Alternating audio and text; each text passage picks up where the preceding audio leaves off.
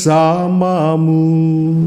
Dan bersama roh. Inilah Injil suci menurut Matius.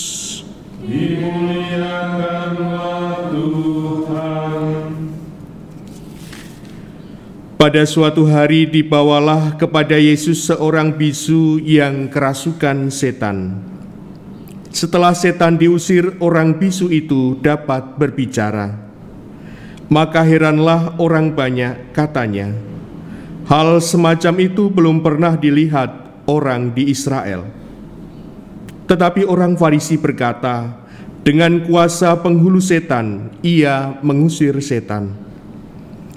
Demikianlah Yesus berkeliling ke semua kota-kota dan desa. Ia mengajar dalam rumah-rumah ibadat dan mewartakan Injil kerajaan surga, serta melenyapkan segala penyakit dan kelemahan. Melihat orang banyak itu, tergeraklah hati Yesus oleh belas kasih kepada mereka, karena mereka lelah dan terlantar seperti domba yang tidak bergembala. Maka kata Yesus kepada murid-muridnya, tuaian memang banyak, tetapi sedikitlah pekerjanya. Karena itu mintalah kepada Tuhan yang empunya tuaian, supaya ia mengirimkan pekerja-pekerja untuk tuaian itu. Demikianlah sabda Tuhan. Terpujilah Yesus.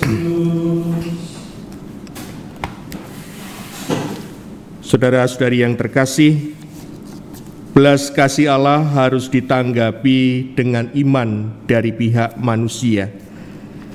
Dari bacaan pertama dari nubuat Hosea, kita bisa belajar Allah yang memiliki belas kasih dan kebaikan, tetapi ditanggapi secara berbeda oleh bangsa Israel.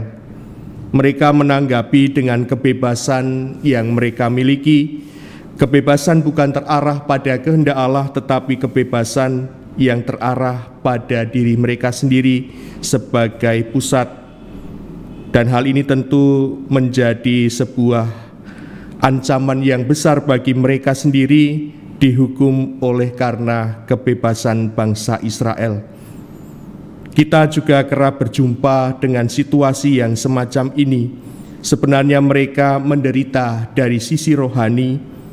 Berhadapan dengan situasi yang demikian, penderitaan demi penderitaan yang dialami oleh manusia, kadang juga kerap memunculkan pertanyaan-pertanyaan. Dalam situasi semacam ini, orang bisa menyalahkan situasi atau keadaan orang lain, bahkan juga diri sendiri. Dan yang lebih parah lagi, orang bisa mempertanyakan soal keadilan Allah. Jika Allah itu baik, mengapa ada penderitaan? Ini yang menjadi pertanyaan atau gugatan ketika orang ada dalam situasi sulit, dalam penderitaan baik rohani, emosi atau fisik yang kadang terjadi secara bersamaan. Saudari dan saudara yang terkasih, Injil telah menunjukkan kepada kita bahwa Yesus bisa mengatasi itu semua.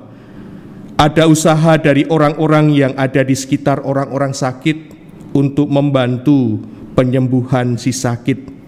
Penderitaan yang terjadi yaitu adalah kemampuan untuk berbicara, tidak bisa berbicara dengan baik, tidak bisa berkomunikasi dengan orang lain, bahkan juga adanya tekanan jiwa atau rohani, dan dalam bahasa dalam kitab suci kerap disebut sebagai kerasukan.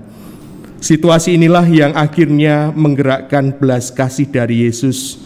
Pertama-tama dia mengusir setan, kemudian ia memulihkan kemampuan untuk dapat berbicara kembali. Sekali lagi, iman tetap dibutuhkan berhadapan dengan belas kasih Allah. Tetapi di samping iman dan usaha, juga di dalamnya perlu keteguhan hati untuk membuat mereka berani bangkit dari keterpurukan. Sebab di tengah sukacita kesembuhan yang dialami oleh si sakit, ternyata juga selalu ada reaksi negatif dari orang-orang Farisi yang menuduh Yesus bertindak atas nama setan.